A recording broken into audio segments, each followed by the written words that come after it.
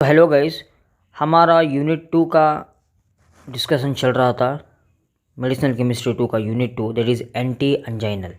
इसके अंदर हमने वैसोडाइलेटर्स के बारे में एक्सप्लेन किया है और कैल्शियम चैनल ब्लॉकर्स के बारे में भी एक्सप्लेन किया है। अभी हमारा नेक्स्ट कॉन्सेप्ट जो है ना, वो नेक्स्ट चैप्टर दैट इज़ डाईयूरेटिक्स। डाईयूरेटिक्स के बारे में इस वीडियो में संपूर्ण जानकारी आपको दी जाएगी। ठीक है, पूरा डायूरेटिक्स के बारे में हम इस वीडियो में डिस्कस करेंगे, जिसमें आपको कार्बोनिक आयन एनहाइड्राइज इनहिबिटर्स के बारे में पढ़ना है, थायाजाइड डायूरेटिक्स के बारे में पढ़ना है, loop diuretics, potassium sparing diuretics और ऑस्मोटिक डायूरेटिक्स। वीडियो बहुत ही इंपॉर्टेंट वीडियो है। अगर इस वीडियो को आप समझ गए तो डेफिनेटली डायूरेटिक्स आप धो के पी जाओगे, मतलब उतना आसान से आपको डायूरेटिक्स समझ में आ जाएगा। ठीक है, वन बाय वन हम स्टार्ट करेंगे। सबसे पहले हम ये समझते हैं कि डायूरेटिक्स होते क्या है और उनके मेन क्लासिफिकेशन क्या है। गाइस देखिए, हाँ ये मैं आपको बताना चाहता हूँ कि नोट्स के बारे में आप बिल्कुल भी फिक्र मत लीजिए। नोट्स जो है ना पीडीएफ फॉर्म के अंदर डिस्क्रिप्शन के अंदर मिल जाएगी। जस्ट आपको जाकर डिस्क्रिप्शन के अंदर एक लिंक होगी, ब्लू कलर की लिंक, उसको क्लिक करना है और आपको डायरेक्ट नोट्स मिल जाएगी। Diuretic agents, drugs that accelerate the rate of urine formation. वो ड्रग्स, वो मेडिसिन जो एक्सिलरेट करते हैं फॉर्मेशन ऑफ यूरिन को, उन्हीं ही हम डायूरेटिक कहते हैं। मतलब जो एक्सेस यूरिन प्रोड्यूस करता है उसको हम डायूरेसिस कहते हैं। See result removal of sodium and water. Diuresis का एक मैकेनिज्म आपको आखिर तक याद रखना है। देखिए, सोडियम और वाटर लेवल को बाहर निकालना, सोडियम और वाटर को बाहर निकालना, यही एक मेन मैकेनिज्म है डायूरेटिक्स का। They most act from the luminal site of the tubules to block the ion transporting molecules. ये मेन डायूरेटिक्स का मैकेनिज्म क्या है, ये ल्यूमिनल साइट पर एक्ट करते हैं, मतलब ल्यूमिनल साइट के अब्जॉर्प्शन रीअब्जॉर्प्शन चैनल्स को ब्लॉक कर देते हैं और सोडियम वाटर मॉलिक्यूल्स को फिर से रीअब्जॉर्ब नहीं करते ब्लड के अंदर। हाँ समझ रहे हो ना, बताता हूँ मैं आपको, आगे आपको समझ में आएगा। Yes, mainly where as sodium goes water follows. आप इतना याद रखिए, अगर सोडियम बाहर जा रहा है तो वाटर बाहर जा ही जाएगा, क्योंकि सोडियम और वाटर का लव इतना है, इनके दोनों के बीच में अट्रैक्शन बहुत रहता है। सोडियम और वाटर के बीच में ये अट्रैक्शन, मतलब सोडियम बाहर जा रहा है तो वाटर को भी बाहर जाना ही होगा। आपको ये याद रखना है, ये एक बेसिक प्रिंसिपल है। ठीक है, next 20 to 25% of all sodium is reabsorbed in the blood stream in the loop of Henle, 5 to 10% in the distal tubules and 3% in the collecting ducts. देखिए 20 से 25% ऑफ सोडियम क्या होता है, रीअब्जॉर्ब हो जाता है हेनलीज लूप के अंदर, हेनली लूप के द्वारा ब्लड स्ट्रीम के अंदर। और 5 to 10% का सोडियम जो है ना डिस्टिल ट्यूब्यूल से, मतलब डिस्टिल कन्वल्टेड ट्यूब्यूल से रीअब्जॉर्ब हो जाता है और 3% कलेक्टिंग ट्यूब्यूल से ब्लड स्ट्रीम के अंदर रीअब्जॉर्ब हो जाता है। If it is not absorb it is excreted with the urine. अगर ये अब्जॉर्ब नहीं हो गया, अगर मतलब सोडियम का अब्जॉर्प्शन अगर नहीं हो गया तो ये क्या होता है, ये जो है ना एक्सक्रीट होते हैं in the form of urine. अगर सोडियम जा रहा है तो क्या ही जाएगा, वाटर भी जाएगा ही तो जाएगा ना। अगर मैं बोला था पहले, सोडियम अगर चले गया बाहर तो डेफिनेटली वाटर को भी लेके ही जाएगा। ये आपको एक ब्रीफ एक डायग्राम बता रहा हूँ मैं आपको। ये नेफ्रॉन का एक डायग्राम है। ये हमारा ग्लोमेरुलास है, ग्लोमेरुलास ये प्रॉक्सिमल ट्यूब्यूल है। ओके, ये डिस्टिल ट्यूब्यूल और ये लूप ऑफ हेनली, जिस पर हम डिसेंडिंग लूप भी कहते हैं और असेंडिंग लूप, ये हो गया हमारा loop of Henle. Last one is collecting duct. अभी ये जो आपको दिख रहा है ना, glomerulus, proximal tubule, distal, loop of Henle, collecting duct, हाँ ये इनका काम, ये पार्ट्स का काम, एक एक पार्ट का काम एक एक केमिकल को एक्ट करता है। फॉर एग्जाम्पल मैं आपको बता देता हूँ, प्रॉक्सिमल ट्यूब्यूल पर, ठीक है, प्रॉक्सिमल ट्यूब्यूल पर अक्सर जो है ना फ्यूरोसमाइड का काम होता है। ओके, बोल रहा हूँ मैं। और कलेक्टिंग ट्यूब्यूल के ऊपर इस पर डायूरेसिस एक्टिविटी किस ड्रग का होगा, spironolactone. Okay, that is a potassium sparing diuretics, बहुत ही अच्छा काम करते हैं कलेक्टिंग डक्ट के ऊपर। ओके, लूप ऑफ हेनली के ऊपर इधर जो है ना, इधर भी फ्यूरोसमाइड डायूरेटिक्स बहुत ज़बरदस्त काम करते हैं। और प्रॉक्सिमल ट्यूब्यूल के ऊपर किस तरह के डायूरेटिक्स काम करते हैं, प्रॉक्सिमल ट्यूब्यूल के ऊपर जो है ना बहुत ही ज़बरदस्त काम करने वाले ड्रग ये है, ये कार्बोनिक एनहाइड्राइज इनहिबिटर्स है। ओके, मैं आपको बताऊंगा आगे, हम बहुत धीरे से समझ के पढ़ने वाले हैं। ठीक है, प्रॉक्सिमल कन्वोल्यूटेड ट्यूब्यूल ये एक नेफ्रॉन का एक पार्ट है, कि ग्लोमेरुलास के नेक्स्ट ही आता है प्रॉक्सिमल कन्वोल्यूटेड ट्यूब्यूल। उस प्रॉक्सिमल कन्वोल्यूटेड ट्यूब्यूल के ऊपर जो है ना मैक्सिमम किस ड्रग का डायूरेसिस शो करता है, वो है एसिटाजोलामाइड, मतलब कार्बोनिक एनहाइड्रेस इनहिबिटर्स बहुत बेहतरीन तरीके से काम करते हैं प्रॉक्सिमल ट्यूब्यूल के ऊपर, ये समझना है आपको, ठीक है। यस, डायूरेटिक एजेंट्स मेनली देखिए, diuretics agents first one is carbonic anhydrase inhibitors, then loop diuretics, osmotic diuretics, potassium sparing diuretics, thiazide diuretics and ADH antagonist. Okay, आपको एक एक क्लासिफिकेशन पढ़ना है। सबसे पहले हम पढ़ेंगे दोस्तों that is carbonic anhydrase diuretics. इससे पहले मैं आपको एक ब्रीफ बता देता हूँ। देखिए, कार्बोनिक एनहाइड्रेस डायूरेटिक्स का एग्जाम्पल एसिटाजोलामाइड है, मेन एग्जाम्पल एसिटाजोलामाइड है। अभी ये कार्बोनिक एनहाइड्रेस इनहिबिटर्स मतलब ये एसिटाजोलामाइड प्रॉक्सिमल ट्यूब्यूल के ऊपर काम करते हैं। किधर? प्रॉक्सिमल ट्यूब्यूल, ये है हमारा प्रॉक्सिमल ट्यूब्यूल। इस भाग पर इनका काम होता है, किनका? एसिटाजोलामाइड का, that is carbonic anhydrase inhibitors. किस लिए इधर ही काम होता है? डिस्टल के कन्वोल्यूटेड ट्यूब्यूल के ऊपर क्यों नहीं? कलेक्टिंग डक्ट के ऊपर क्यों नहीं? लूप ऑफ हेनलीज के ऊपर क्यों नहीं एसिटाजोलामाइड का काम होता है? मतलब वो क्यों एक्टिविटी नहीं दिखाते, मैं बताऊंगा आपको आगे। गाइस, ये हो गया हमारा एक मतलब diuresis sites of action. Diuretic ये ड्रग्स किन किन साइट्स पर अपना एक्शन दिखाते हैं? First one is proximal convoluted tubule. इधर मैनिटॉल और एसिटाजोलामाइड ड्रग्स ये प्रॉक्सिमल कन्वोल्यूटेड ट्यूब्यूल के ऊपर एक्शन दिखाते हैं। और चंद drugs like for example is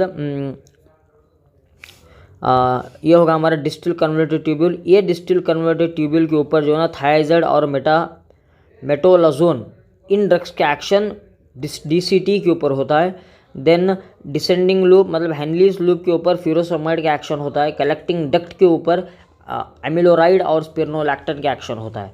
okay, first one is carbonic anhydrase inhibitors. अभी ये कार्बोनिक एनहाइड्रेस इनहिबिटर्स होते क्या है? देखिए, in the name itself it is indicating carbonic anhydrase मतलब क्या? हाइड्राइज मतलब ये एंजाइम है। ओके, इस एंजाइम को रोकना ही कार्बोनिक एनहाइड्रेस इनहिबिटर्स कहा जाता है। जो ड्रग्स इस एंजाइम को रोकते हैं उन्हें कार्बोनिक एनहाइड्रेस इनहिबिटर्स कहते हैं। ये जो है ना carbonic anhydrase inhibitors just sulphonamide के बाद ही डिस्कवर किया गया है इसको। सल्फोनामाइड एक एंटी बैक्टीरियल एजेंट है। Okay, it was observe that sulphonamide also produce systemic acidosis and an alkaline urine. मतलब इसका डिस्कवर किस तरह से हो गया? इसका और ये कार्बोनिक एनहाइड्राइज इनहिबिटर्स, इन दोनों का एक तरह का मैकेनिज्म ऑफ एक्शन है। मतलब ये भी जो है ना एसिडोसिस को फॉर्म करते हैं, सिस्टमिक एसिडोसिस मतलब बॉडी के अंदर हाइड्रोजन कॉन्सेंट्रेशन अगर ज़्यादा हो गया तो बॉडी क्या हो जाएगी? एसिड हो जाएगी, मतलब एसिडोसिस को फॉलो करेगी। ओके, क्योंकि इधर हम जो है ना HCO3 को बाहर निकालते हैं, मतलब बाइकार्बोनेट आयन का बाहर निकालते हैं। आपको बताऊंगा मैं किस तरह से बॉडी हमारा एसिडिक होती है बोल के। Okay, then it was shown that this activity is result of renal carbonic anhydrase inhibition. Okay, मतलब इस मेनली ये जो है ना आपको कार्बोनिक एनहाइड्रेस को इनहिबिट करना है, समझ रहे हो ना? कार्बोनिक एनहाइड्रेस इनहिबिटर्स किस लिए कहते हैं? कार्बोनिक एनहाइड्रेस एंजाइम को हमें रोकना है, इनहिबिट करना है। एग्जाम्पल देखिए, एसिटाजोलामाइड एक मेजर स्ट्रक्चर है। इधर आपको एसिटाजोलामाइड का स्ट्रक्चर देखो, इधर जो है ना सल्फर ग्रुप है, इधर नाइट्रोजन है, इधर नाइट्रोजन अटैच हो गया है। ठीक है, SO2NH2 देन CH3 वो CNH। ये आपको मेन इंपॉर्टेंट ये अटैचमेंट्स आपको याद रखना है। ठीक है, next is SAR of CAI that is carbonic anhydrase inhibitors. Tension मत लो, उसके बाद मैकेनिज्म में पढ़ेंगे। देखिए गाइस, धीरे धीरे से समझो आप। The free sulphonamide nitrogen is important for diuretic activity. The mono and di substituents at SO2NH2 abolish the activity. देखिए, free sulphonamide nitrogen is important, मतलब ये जो सल्फोनामाइड नाइट्रोजन जो है ना ये बहुत ही इंपॉर्टेंट है, इसके बगैर एक्टिविटी नहीं है। ये फर्स्ट पॉइंट।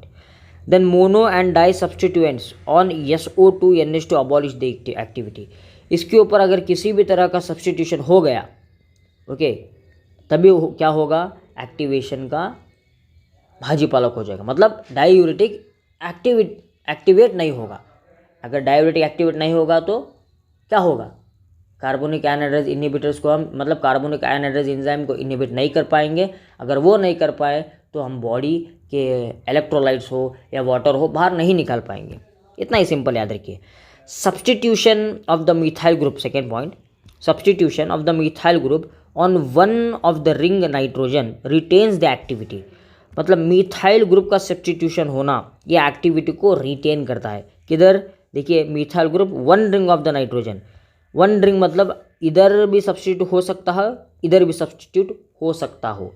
अगर नाइट्रोजन के ऊपर किसी भी एक नाइट्रोजन के ऊपर CH3 का सब्सटीट्यूट होगा, वो हमारे एक्टिविटी को रिटेन करती है, मतलब बढ़ाती है। फॉर एग्जाम्पल मिथाजोलामाइड, देखिए इधर N के अंदर अमाइन का सब्सटीट्यूशन है, CH3 मिथाइल का सब्सटीट्यूशन है, N के ऊपर मिथाइल का सब्सटीट्यूशन है, इसलिए इसका एक्टिविटी रिटेन हो जाएगा। The heterocyclic sulphonamides, third point, having highest lipid or water partition coefficient and lower pKa values have greatest carbonic anhydride inhibitory and diuretic activity। मतलब हेटेरोसाइक्लिक सल्फोनामाइड्स, हेटेरोसाइक्लिक सल्फोनामाइड, यही heterocyclic मतलब ये जो है ना yes हो, ये हेटेरोसाइक्लिक है ना, यस, हाँ, ये सल्फोनामाइड का होना एक्टिविटी को बढ़ाता है बोल के कह रहे हैं। The benzene meta sulphonamide derivatives having activity only when substituted with chlorine और मिथाइल ग्रुप। मतलब ये बेंजीन मेटा सल्फोनामाइड डेरिवेटिव्स, अभी बेंजीन मेटा सल्फोनामाइड डेरिवेटिव्स मतलब ये वाला डाइक्लोरोफिनामाइड, अगर ये बेंजीन मेटा सल्फोनामाइड डायूरेटिक्स के ऊपर अगर किसी भी प्रकार का क्लोरीन सब्सटीट्यूशन हो गया तब इसकी एक्टिविटी बहुत ज़बरदस्त दिखाएगा। ओके, क्लोरीन या हो या मिथाइल ग्रुप हो, अगर ये हो गया तो एक्टिविटी नंबर 1 दिखाएगा। ओके, समझ रहे हो ना। ये होगा हमारा स्ट्रक्चर्स। ये देखिए आपको एसिटाजोलामाइड का स्ट्रक्चर ड्रॉ करना है और उसका SAR भी लिखना है, देन मिथाजोलामाइड, उसके बाद में जो है ना डाइक्लोरोफिनामाइड। बहुत ही important examination point of view के लिए। नेक्स्ट हम इंपॉर्टेंट ये समझते हैं, कार्बोनिक एनहाइड्राइज इनहिबिटर। इसको अगर आप समझ लिए तो लाइफ झिंगा लाला आपका, क्योंकि देखिए ये बहुत ही इंपॉर्टेंट कॉन्सेप्ट है आपके GPAT एग्ज़ाम के लिए और आपके समझने के लिए भी बहुत ही इंपॉर्टेंट है। देखिए गाइस, ये हमारा जो है ना, ये एक आप समझ के चलिए, ये जो है ना ये एक PCT है, that is proximal convoluted tubule. आप ये बात याद रखिए, प्रॉक्सिमल कन्वोल्यूटेड ट्यूबुल के अंदर ही हमें कार्बोनिक एनहाइड्राइज एंजाइम मिलते हैं। हमें प्रॉक्सिमल कन्वोल्यूटेड ट्यूबुल पर ही कार्बोनिक एनहाइड्राइज एंजाइम मिलते हैं, उसके अलावा किधर भी नहीं आपको मिलेंगे, मतलब नेफ्रॉन के अंदर। इसलिए आपको कार्बोनिक एनहाइड्राइज इनहिबिटर्स करना है, मतलब कार्बोनिक एनहाइड्राइज को इनहिबिट करना है by using some of the drugs. Main important drug is acetazolamide. Yes, अभी आपको मैं एक सिंपल ट्रिक, मतलब एक सिंपल व्यू बता देता हूँ। देखिए ये जो है ना हमारा H2CO3, इसको कहते क्या है हम, ये जो है ना हमारा H2CO3, ये एक बाइकार्बोनेट आयन है। क्या है ये, कार्बोनिक एसिड इन्हें कहा जाता है। H2CO3 को क्या कहा जाता है, कार्बोनिक एसिड। ये carbonic acid in the presence of carbonic anhydrase H2O और कार्बन डाइऑक्साइड के अंदर चेंज हो जाते हैं। ठीक है, ये हो गया हमारा, ये बीच का जो जिक्र है ना पार्ट आपको, ये है हमारा, क्या है हमारा, ये जो है ना PCT है, प्रॉक्सिमल कन्वर्टेड ट्यूबुल। ये हमारा ब्लड स्ट्रीम है। ठीक है, ये हमारा ब्लड स्ट्रीम है, ये हमारा ब्लड स्ट्रीम है। आपको बता देता हूँ मैं, देखिए ये जो है ना ब्लड स्ट्रीम इधर ही अटैच रहता है, मतलब इसके बाजू ही ब्लड स्ट्रीम रहता है। ठीक है, ब्लड स्ट्रीम इसके बाजू ही रहता है। ये जो मैं रेड कलर का जो लाइन ड्रॉ कर रहा हूँ ना, वही ब्लड स्ट्रीम है। अगर इलेक्ट्रोलाइट्स, मतलब वाटर हो या सोडियम हो, पोटेशियम हो, अगर वो रीअब्जॉर्ब नहीं हो सके तो, मतलब अगर वो रीअब्जॉर्ब होंगे तो यही ब्लड स्ट्रीम के अंदर होंगे। अगर रीअब्जॉर्ब नहीं हो पाएंगे तो इसी ल्यूमिन से क्या होंगे, वो एक्सक्रीट हो जाएंगे in the form of urine. अभी आपको मैं यही बता रहा था। देखिए हाँ, ये जो है ना that is carbonic acid in the presence of carbonic anhydrase, वो फॉर्म करेंगे वाटर और कार्बन डाइऑक्साइड को। अब ये और वाटर और कार्बन डाइऑक्साइड क्या हो गए, ये जो है ना ल्यूमेन के अंदर चले जाएंगे। ल्यूमेन मतलब प्रॉक्सिमल कन्वोल्यूटेड ट्यूबुल के अंदर चले जाएंगे। हाँ, चले जाएंगे। ये in the presence of carbonic anhydrase, मतलब ये कार्बन डाइऑक्साइड और water in the presence of carbonic anhydrase, ये जो है ना HCO3 के अंदर कन्वर्ट हो जाएंगे। समझो आप, CO2 मतलब कार्बन डाइऑक्साइड और water in the presence of carbonic anhydride HCO3 और H प्लस के अंदर कन्वर्ट हो जाएंगे।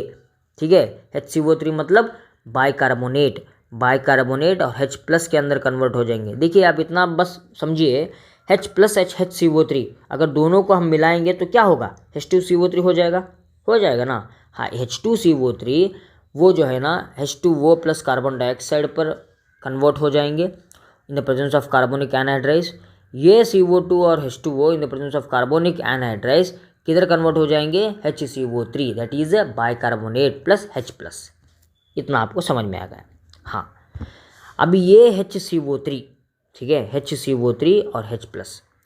HCO3 क्या करेंगे, ये रीअब्जॉर्ब हो जाएंगे ब्लड स्ट्रीम के अंदर। हालांकि हमें ये रीअब्जॉर्ब नहीं होना है, HCO3 क्या होना है, रीअब्जॉर्ब नहीं होना है। हमारा मेन मकसद क्या है, HCO3 मतलब बाइकार्बोनेट को बाहर निकालना बॉडी से, बाइकार्बोनेट को बाहर निकालना। अगर बाइकार्बोनेट बॉडी के बाहर चले जाएगा मतलब ये जो है ना ल्यूमिन से होता हुआ, PCT से होता हुआ DCT को जाकर उसके बाद में कलेक्टिंग डक्ट को जाकर आउट एक्सक्रीट होना, ये हमारा मकसद है। ठीक है, कार्बोनेट आयन मतलब सोडियम बाइकार्बोनेट को हम बाहर निकालना है, बॉडी से बाहर निकालना है। सोडियम और बाइकार्बोनेट को बॉडी से बाहर निकालना है। ये बाहर नहीं निकल रहा है, क्यों, कार्बोनिक एनहाइड्राइड की मौजूदगी में ये जो है ना फिर से रीअब्जॉर्ब हो जा रहा है ब्लड के अंदर। रीअब्जॉर्ब होना नहीं, उसको एक्सक्रीट होना है। हाँ, अभी हम क्या करेंगे, तभी जाकर हम जो है ना एसिटाजोलामाइड को दिया जाएगा। एसिटाजोलामाइड क्या है, कार्बोनिक एनहाइड्राइड इनहिबिटर। ये कार्बोनिक एनहाइड्राइड एंजाइम अगर इनहिबिट हो जाएंगे तभी होगा क्या, अगर कार्बोनिक एनहाइड्राइड एंजाइम का इनहिबिट हो गया तो जो है ना ये कार्बन डाइऑक्साइड और वाटर HCO3 और H प्लस के अंदर नहीं कन्वर्ट हो पाएंगे। अगर HCO3 मतलब HCO3 और H प्लस, HCO3 अगर कार्बोनिक एनहाइड्राइड का इनहिबिट हो गया तो HCO3 क्या होंगे, HCO3 ब्लड के अंदर नहीं जाएंगे, वो ल्यूमिन के अंदर ही फिरते रहेंगे।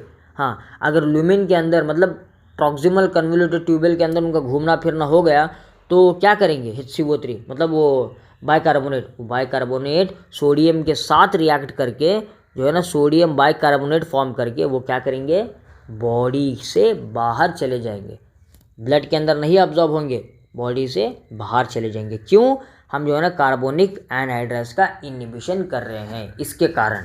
याद रखिए, बहुत ही इंपॉर्टेंट कॉन्सेप्ट है, यही आपको बताया गया है इन सभी एक थ्योरी के अंदर। आपको ये आप मतलब पढ़ देंगे तो आपको पता चल जाएगा। ठीक है, H2CO3 ये जो है ना H2O प्लस कार्बन डाइऑक्साइड के अंदर कन्वर्ट हो जाता है। ठीक है, H2CO3 HCO3 plus H plus के अंदर भी कन्वर्ट हो जाता है। ठीक, अब बॉडी आपका एसिडिस कैसा होता है, मतलब एसिडिटी, हाई मेटाबॉलिक एसिडोसिस किस तरह से होता है। देखिए, अगर H2CO3 को आप भाग करके लिखेंगे तो H प्लस HCO3 हो जाएगा। ठीक है, अब ये HCO3 ये बॉडी से बाहर जा रहा है मतलब एक्सक्रीट हो रहा है, अब बच रहा है क्या, H प्लस बच रहा है, इसलिए बॉडी जो है ना मेटाबॉलिक एसिडोसिस को फॉलो करती है। ओके, H प्लस का कॉन्सेंट्रेशन बॉडी के अंदर ज़्यादा हो गया तो एसिडोसिस होना कॉमन है। Then synthesize of the acetazolamide. Acetazolamide को सिंथेसाइज हम किस तरह से कर सकते हैं, हाइड्रोजन हाइड्रेट को रिएक्ट करना है थायोसाइनाइड पर, अगर दोनों का कंडेंसेशन हो जाएगा तो हमें एक प्रोडक्ट मिलेगा दैट इज 2 हाइड्रोजिनो कार्बोथायामाइड।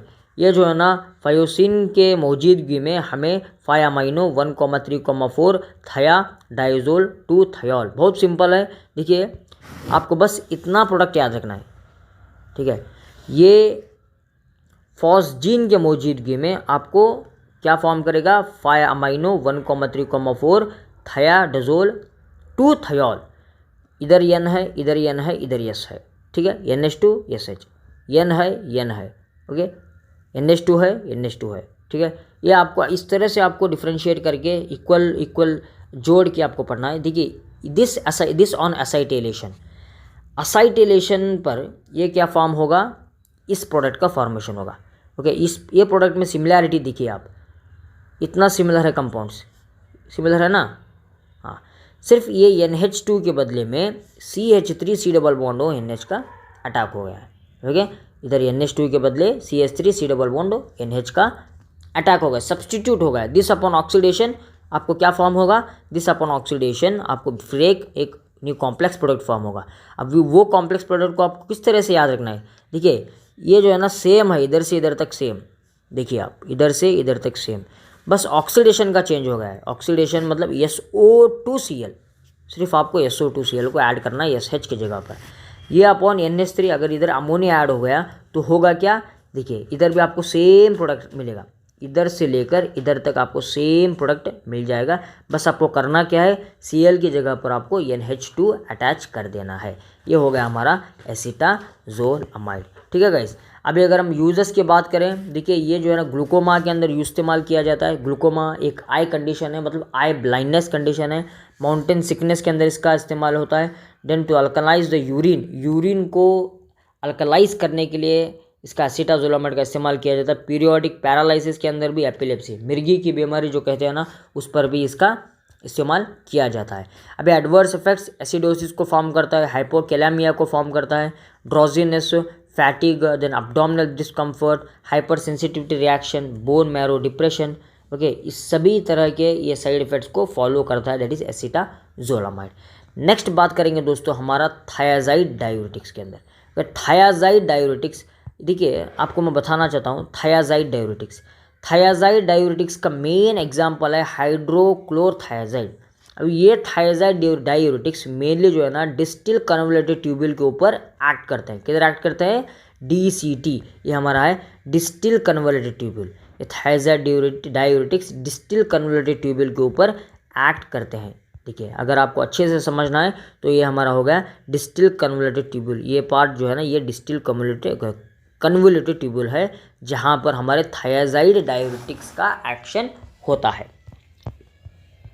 अभी गाइस हम समझते हैं ये थायाजाइड होते क्या है। They are most widely used diuretic drugs. ये बहुत ही कॉमनली यूज्ड डायूरेटिक ड्रग्स है। थायाजाइड डायूरेटिक्स आर एक सल्फोनामाइड डेरिवेटिव्स है। ओके, मेनली जो है ना ये डिस्टिल कन्वोल्यूटेड ट्यूब्यूल्स के ऊपर एक्ट करते हैं, और ये जो है ना पोटेंट डायूरेटिक्स है। और इन्हें थायाजाइड डायूरेटिक्स का और एक नाम, मतलब सिनोनिम इसका है ये, that is ceiling diuretics. Ceiling diuretics are also called as thiazide diuretics.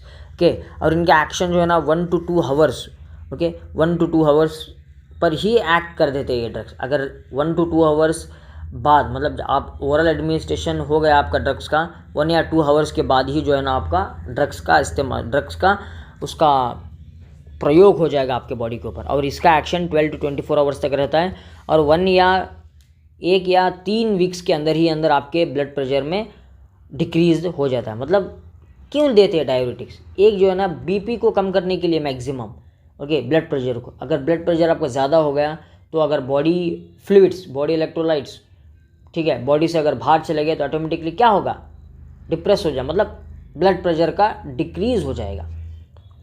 ठीक है, एग्जाम्पल थायाजाइड डायूरेटिक्स के क्लोरथायाजाइड, हाइड्रोक्लोरथायाजाइड, बेंड्रोफ्लोमेथाजाइड। ओके, ये सभी एग्जाम्पल्स है हमारे थायाजाइड डायूरेटिक्स के। मैकेनिज्म ऑफ एक्शन आपको समझना है, बहुत सिंपल मैकेनिज्म ऑफ एक्शन है। Inhibit reabsorption of sodium and chlorine in the distil convoluted tubule, this results in water retention. Simple, ये करते क्या है थायाजाइड डायूरेटिक्स, ये डिस्टिल कन्वोल्यूटेड ट्यूब्यूल्स के अंदर इनहिबिट कर देते हैं, किसको इनहिबिट कर देते हैं, सोडियम और पोटेशियम को। ठीक है, सोडियम और पोटेशियम को इनहिबिट कर देते हैं, मतलब रीअब्जॉर्प्शन से बचाते हैं। अगर रीअब्जॉर्ब नहीं होगा तो ब्लड के अंदर सोडियम और पोटेशियम हो फिर से नहीं जाएगा। ठीक है, वो क्या होगा, डायरेक्ट DCT से कलेक्टिंग ट्यूब्यूल तक जाएगा, कलेक्टिंग ट्यूब्यूल से in the form of urine की तरफ पास हो जाएगा बॉडी से बाहर। ठीक है, अगर वो रीअब्जॉर्ब नहीं होगा। रीअब्जॉर्ब किस तरह से नहीं होगा, by using this some of the diuretic agent. उसके अंदर हमारा एग्जांपल देखेंगे हम, देखिए क्लोरथायाजाइड, मैकेनिज्म ऑफ एक्शन समझ में आ रहा है ना, इतना ही मैकेनिज्म ऑफ एक्शन है इसका। या अगर हम एडवर्स इफेक्ट्स की बात करेंगे तो हाइपोकैलेमिया, हाइपोनेट्रीमिया, ये कॉमन से साइड इफेक्ट्स है इसके। Therapeutic uses, it is used in the conjunctive heart failure, renal disorder के अंदर इस्तेमाल होता है। एंटी हाइपरटेंसिव एजेंट भी इसको कहा जाता है। ठीक है, लोअर ब्लड प्रेशर को कम करने के लिए भी ये जो है ना थायाजाइड डायूरेटिक्स का इस्तेमाल होता है गाइस। नेक्स्ट बात करेंगे हाइड्रोथायाजाइड डायूरेटिक्स का SAR। SAR देखिए सभी को एक ही है, देखिए एक SAR आप लिख देंगे तो वो सभी डायूरेटिक्स को आ जाएगा। ओके, मैकेनिज्म ऑफ एक्शन आपको पता है, सोडियम और क्लोरीन का ब्लॉक हो जाना, सोडियम और क्लोरीन का रीअब्जॉर्ब नहीं होना ब्लड स्ट्रीम के अंदर। यस, अगर हम स्ट्रक्चर की अगर बात करेंगे तो ये हो गया, ये है हमारा थायाजाइड का हाइड्रोथायाजाइड का स्ट्रक्चर। किसका? हाइड्रोथायाजाइड का स्ट्रक्चर। ये स्ट्रक्चर को हम मेन कॉन्सेप्ट रखते हुए SAR के बारे में बात करेंगे। देखिए, substitution at position second with small alkyl group such as methyl does not change the activity. ये हो गया हमारा सेकेंड ग्रुप, ठीक है। ये जो है ना सेकेंड सब्सटीट्यूशन, फर्स्ट और सेकेंड, इधर अगर स्मॉल अल्काइल ग्रुप का सब्सटीट्यूट हो भी जाता है तो हमें एक्टिविटी पर किसी भी तरह का फर्क नहीं पड़ता। Okay, substituents at the third position determine the potential and duration of the action of thiazide diuretics. Third position के ऊपर सब्सटीट्यूशन होना ज़रूरी है। मतलब ये हो गया हमारा फर्स्ट, सेकेंड और थर्ड, जो नंबरिंग आपको दिख रहा है ना, थर्ड पोजीशन के अंदर अगर सब्सटीट्यूट होगा तो एक्टिविटी अच्छा होगा। ओके, थर्ड पोजीशन के अंदर सब्सटीट्यूशन होगा तो एक्टिविटी डाययूरेटिक का अच्छा होगा। Loss of carbon carbon double bond between third and fourth position of the thiazide nucleus increases the potential approximately 3 to 10 folds. मतलब 3 से 10 गुना, ओके, उससे डाययूरेटिक्स की एक्टिविटी बढ़ जाता है जब थर्ड और फोर्थ कार्बन के अगल बगल में अगर डबल बॉन्ड ना हो तो। देखिए, ये होगा हमारा थर्ड और फोर्थ कार्बन कि इनके बीच के अंदर अगर डबल बॉन्ड ना हो तो एक्टिविटी 3 से लेके 10 गुना तक बढ़ जाती है, 3 से लेके 10 गुना तक बढ़ जाती है। यही आपको याद रखना है। Then diuretic substitution at fourth, fifth और at position with an alkyl group usually diminishes diuretic activity. Fourth मतलब इधर, फिफ्थ और सिक्स, एट्थ पोजीशन के अंदर, इस पोजीशंस के अंदर किसी भी तरह का सब्सटीट्यूशन नहीं होना है। Okay, substitution at the six position with an activity group is essential for diuretic activity.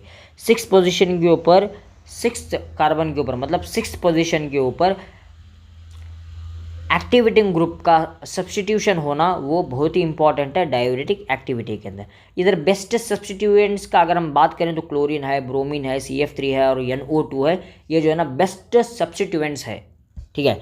Example, next, the sulphonamide group at the 7th position is essential for diuretic activity, ठीक है। सल्फोनामाइड ग्रुप 7th पोजीशन के ऊपर बहुत ही important है diuretic activity के लिए। अगर ये ग्रुप का मिस हो गया तो डाययूरेटिक एक्टिविटी नहीं दिखा सकती, ठीक है। No diuretic activity.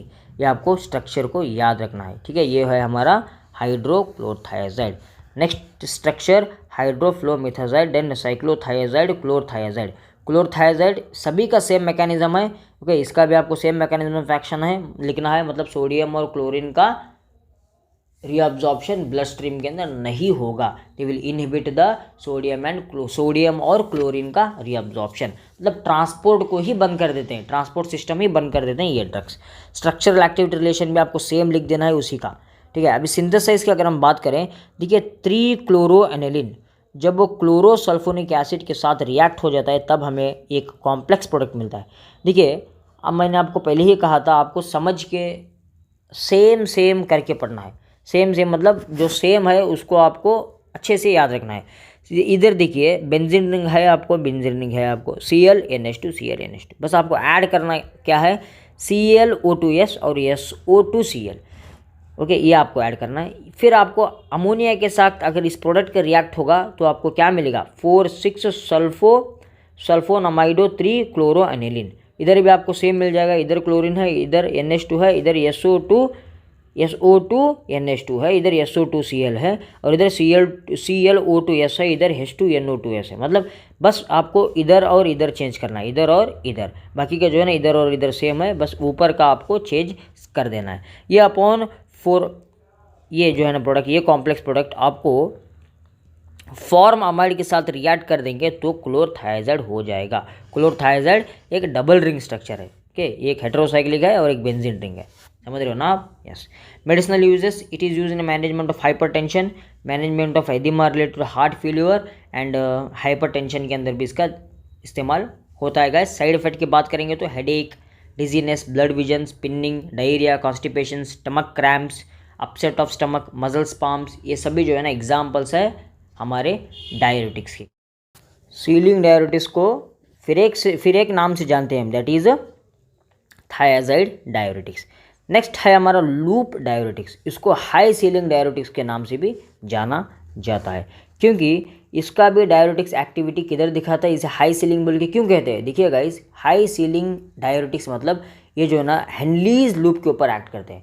ये डायूरेटिक्स लूप ऑफ हेनली के ऊपर मैक्सिमम इनके इफेक्ट रहता है। अभी लूप ऑफ हेनलीज मतलब आपको दिखाऊंगा मैं, लूप ऑफ हेनलीज किधर रहता है। ये है हमारा लूप ऑफ हेनलीज। ये जो आपको इस तरह का प्रकार दिख रहा है ना, you type shape, U shaped structure, ये यू शेप जो है ना, यही है हमारा हेनलीज लूप। ये है हमारा हेनलीज लूप। इधर किस ड्रग का एक्शन होता है, इधर जो है ना हाई सीलिंग डायूरेटिक्स का एक्शन होता है। अब हाई सीलिंग डायूरेटिक्स के एग्जांपल की अगर हम बात करें, फ्यूरोसेमाइड और ब्यूटानमाइड, ये एक मेजरली क्लासिफाइड ड्रग्स है, दैट इज फ्यूरोसेमाइड और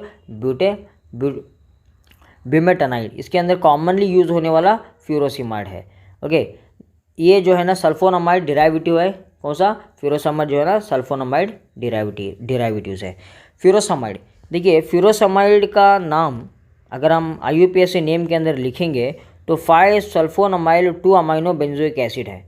ओके, ब्यूमेटानाइड का अगर हम IUPAC नेम के साथ लिखेंगे दैट इज़ 5-सल्फोनामाइल 3-अमाइनो बेंजोइक एसिड है। ठीक है, आपको स्ट्रक्चर पर गौर फिक्र करना है। देखिए दोस्तों, इधर 5-सल्फोनामाइड 2-अमाइनो बेंजोइक एसिड किस लिए कहता है, क्योंकि सेकेंड पोजीशन के अंदर अमाइनो का अटैच है। ठीक है, इसलिए उन्हें कहा गया है 2-अमाइनो बेंजोइक एसिड। इधर ब्यूमेटानाइड को 3-अमाइनो बेंजोइक एसिड क्यों कहा गया है, क्योंकि थर्ड पोजीशन के अंदर अमाइन ग्रुप का सब्स्टिट्यूशन है। स्ट्रक्चरल एक्टिविटी रिलेशनशिप, देखिए the substituents at the first position must be acidic. दोनों के अंदर आप फ्यूरोसेमाइड लो या ब्यूमेटानाइड लो, दोनों के अंदर फर्स्ट पोजीशन पर एसिडिक ग्रुप का सब्स्टिट्यूट होना है।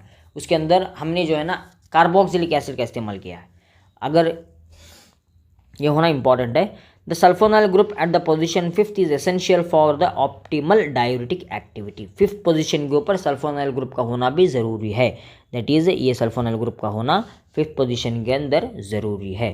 The activating group at the 4th position can be chlorine और CF3 as in thiazide diuretics. ठीक है, 4th पोजीशन के ऊपर क्लोरीन Cl और CF3 का होना ज़रूरी है, मतलब इधर 4th पोजीशन के अंदर Cl या CH3 का होना ज़रूरी है। Better activity was observed when these groups have been replaced by phenoxy, alkoxy, aniline and benzyl moieties. Okay, 4th position के ऊपर अगर Cl का नहीं हुआ, अगर ये जो है ना अल्कोक्सी टाइप अल्कोक्सी ग्रुप हो या बेंजीन ग्रुप हो, बेंजोक्सी ग्रुप हो, इस तरह का ग्रुप्स अगर हो भी जाता है तो एक्टिविटी इंक्रीज हो जाती है। एक्टिविटी क्या हो जाती है, इंक्रीज हो जाती है। The substitutions possible on the second amino group is a 5-sulfonamyl 2-amino benzoic acid is limited in the order furfurol is greater than benzyl thionyl methyl group। मतलब देखिए इधर हमको क्या अटैच हो गया है, इधर एक फिरफिरॉल कंपाउंड है। अगर ये फिरफिरॉल कंपाउंड मैक्सिमम इफेक्ट दिखाता है, okay, when compare to the other compound. अभी अदर कंपाउंड मतलब बेंजिल कंपाउंड। ओके, उससे ज़्यादा इफेक्ट किसका है, फिरफिरॉल का सबसे ज़्यादा इफेक्ट है। अगर इधर हम बेंजिल को, ये इसको कार्ड को अगर हम बेंजिल को लगा देंगे तो उसका एक्टिविटी कम हो जाएगा, क्योंकि फिरफिरॉल एक्टिविटी ज़्यादा है, फिरफिरॉल का एक्शन ज़्यादा है व्हेन कंपेयर टू बेंजिल। ये आपको याद रखना है। Next, non sulphonamide loop diuretics का एग्जाम्पल इथाक्राइनिक एसिड है गाइस, और फ्यूरोसेमाइड। ये देखिए स्ट्रक्चर है फ्यूरोसेमाइड का, आपको याद रखना है स्ट्रक्चर इसका। मैकेनिज्म ऑफ एक्शन होता क्या है, इधर भी आपको सेम याद रखना है गाइस। फ्यूरोसेमाइड ये करते क्या है, ये ब्लॉक्स करते हैं एक्शन को, मतलब रीअब्जॉर्ब नहीं होता सोडियम और क्लोराइड किधर, मेन इंपॉर्टेंट DCT के अंदर। लेकिन फ्यूरोसेमाइड डायूरेटिक एक ऐसा डायूरेटिक्स है जिसका एक्शन PCT पर भी होता है, DCT पर भी होता है और असेंडिंग लूप पर भी इसका होता है। ठीक है, मेनली जो है ना ये लूप डायूरेटिक्स का एक्शन किधर रहता है, लूप डायूरेटिक्स का action mainly on the Henle's loop के ऊपर रहता है। ठीक है, फ्यूरोसेमाइड मैकेनिज्म ऑफ एक्शन और सिंथेसाइज की अगर हम बात करेंगे तो गाइस देखिए 2,4 डाइक्लोरोबेंजोइक एसिड अगर अमोनिया के साथ रिएक्ट करेंगे तो 5-अमाइनो सल्फोनिक 4,6 डाइक्लोरोबेंजोइक एसिड का फॉर्म होता है। दिस अपॉन फिर फ्यूरालामाइन, ओके, हमें जो है ना फ्यूरोसामाइड प्रोडक्ट मिल जाता है। ये हमारा है synthesises of the furosemide. Medicinal uses, furosemide का इस्तेमाल CHF के अंदर दिया जाता है, लिवर सिरोसिस के अंदर दिया जाता है, और रीनल डिसीज के अंदर भी दिया जाता है, हाइपरटेंशन के अंदर दिया जाता है, पल्मोनरी एडिमा के अंदर भी इनका इस्तेमाल होता है। Side effects nausea, blood vision, vomiting, dizziness, fatigue. Next one is potassium sparing diuretics. Potassium sparing diuretics का माना क्या है? पोटेशियम को स्पेयर करना मतलब बचाना, पोटेशियम को बचाना, यही है पोटेशियम स्पेयरिंग डायूरेटिक्स। ओके, इधर क्या करते हैं? पोटेशियम को बचाते हैं, सोडियम को बाहर निकाल देते हैं। ठीक है, एग्जाम्पल स्पिरोनोलैक्टोन और एमिलोराइड। इसका और एक नाम मतलब पोटेशियम स्पेयरिंग डायूरेटिक्स का एक और नाम है जिसका नाम है अल्डोस्टेरॉन अंटागोनिस्ट। हाँ, ये पोटेशियम स्पेयरिंग डायूरेटिक्स का पूरा पिक्चर, पूरा सीरियल जो है ना ये अल्डोस्टेरॉन अंटागोनिस्ट के ऊपर ही डिपेंड है। आपको समझ के चलना है, अल्डोस्टेरॉन अंटागोनिस्ट के ऊपर ही इसका पूरा का पूरा डिपेंडेंट है गाइस। हाँ गाइस, अगर हम स्पिरोनोलैक्टोन मतलब पोटेशियम स्पेयरिंग डायूरेटिक्स का मैकेनिज्म ऑफ एक्शन का बात करें, बहुत सिंपल मैकेनिज्म ऑफ एक्शन है इसका। गाइस देखिए, बॉडी के अंदर आप इतना याद रखिए, सोडियम और पोटेशियम का होना ज़रूरी है। ठीक है, मतलब सोडियम और पोटेशियम होना ही होना है बॉडी के अंदर। ये एक इम्पॉर्टेंट इलेक्ट्रोलाइट्स के है बॉडी के। अभी एक्सक्रीशन का मेन काम क्या है? सोडियम, पोटेशियम हो या वाटर हो, इस मॉलिक्यूल्स को बाहर निकालना एक एक्सक्रीशन का काम है। मतलब यूरिन से जो बाहर जाती है प्रोडक्ट है ना, सोडियम जाता है, पोटेशियम जाता है, वाटर मॉलिक्यूल्स भी चले जाते हैं। अभी इन स्पिरोनोलैक्टन का इस्तेमाल किस प्रकार होता है आपको बताता हूँ मैं। देखिए, सोडियम इनिशियली ये ल्यूमेन के इनसाइड में रहता है, मतलब इसको जो है ना, ये सोडियम को इधर से कलेक्टिंग ट्यूब्यूल के अंदर जाना है। अब ये कलेक्टिंग ट्यूब्यूल के अंदर किस तरह से जाएंगे? Okay, in with the help of the transport chain. Sodium transport channels रहते हैं, वो चैनल्स के हेल्प से ये सोडियम जो है ना अंदर चले जाते हैं। अंदर मतलब ये कलेक्टिंग ट्यूब्यूल के अंदर। हाँ, और इन्हें मतलब ये कलेक्टिंग ट्यूब्यूल को सीरम मतलब बैसोलेटरल मेम्ब्रेन से सीरम तक जाना है, क्योंकि इन्हें जो है ना पोटेशियम का एक्सचेंज करना है। आपको ये एक पॉइंट पता होना चाहिए, सोडियम और पोटेशियम का इंटरचेंज हो जाता है। मतलब अगर एक सोडियम बाहर चला गया तो एक पोटेशियम को अंदर आना है। ठीक है, इसी तरह से एक सोडियम का अंदर जाता है, मतलब अंदर जाना होता है, एक पोटेशियम का इस तरह से अंदर जाना होता है। मतलब एक सोडियम बैसोलेटरल मेम्ब्रेन के थ्रू सीरम के अंदर चले जाएगा और एक पोटेशियम सीरम से कलेक्टिंग ट्यूब्यूल के अंदर आ जाएगा। ये हमारा नॉर्मल मैकेनिज्म ऑफ एक्शन है। हाँ गाइस, देखिए, अगर इधर होता क्या है, सोडियम जो है ना, सोडियम को कलेक्टिंग ट्यूब्यूल से बाहर नहीं जाना है, कलेक्टिंग ट्यूब्यूल से बाहर नहीं जाना है। ये बाहर जा रहा है, किस लिए? With the help of the aldosterone. Aldosterone की मौजूदगी में ये सोडियम जो है ना, ये सीरम के अंदर जा रहा है और पोटेशियम को अंदर ला रहा है। ठीक है, हाँ, अगर हम अल्डोस्टेरॉन को ब्लॉक कर देंगे, तो अल्डोस्टेरॉन को ब्लॉक कर दें, दैट इज अल्डोस्टेरॉन अंटागोनिस्ट कर दें, तब क्या होगा? अगर अल्डोस्टेरॉन ब्लॉक हो जाएगा तो सोडियम अंदर नहीं आ पाएगा। मतलब इधर से भी सोडियम नहीं आ पाएगा और इधर से भी जो है ना सोडियम उधर बाहर नहीं जा सकेगा। अगर सोडियम को बाहर नहीं जाना होगा तो पोटेशियम भी अंदर नहीं आएगा। मतलब हम क्या कर रहे हैं, सोडियम को बाहर निकाल रहे हैं बॉडी से, सोडियम को वाटर मॉलिक्यूल्स के साथ बाहर निकाल रहे हैं, पोटेशियम को स्पेयर कर रहे हैं। मतलब पोटेशियम को हम बचा रहे हैं। बचा रहे कि नहीं बचा रहे? बचा रहे, इसलिए इन्हें क्या कहते हैं? Potassium sparing diuretics. इसी का इधर जिक्र हुआ है, देखिए डिस्कशन हुआ इधर, spironolactone causes increased amounts of sodium and water to be excreted while potassium is retained. Spironolactone करते क्या है? वो सोडियम और वाटर को एक्सक्रीट करते हैं और पोटेशियम को बचाते हैं। कैसे बचाते हैं मैंने आपको बताया है। Spironolactone acts both as diuretic and as anti hypertensive drugs by this mechanism. ठीक है, एग्जाम्पल की अगर हम बात करेंगे तो ये है हमारा स्पिरोनोलैक्टन का एग्जाम्पल। स्पिरोनोलैक्टन एक बहुत ही इंपॉर्टेंट प्रोडक्ट है गाइस। ओके, एक और स्ट्रक्चर है, दैट इज एमिलोराइड। ये है हमारा एमिलोराइड का स्ट्रक्चर। ये है हमारा एमिलोराइड का स्ट्रक्चर गाइस। ठीक है, नेक्स्ट बात करेंगे, लास्ट हमारा एक diuretics that is osmotic diuretics. अभी ऑस्मोटिक डायूरेटिक्स का मेन काम किधर करना है?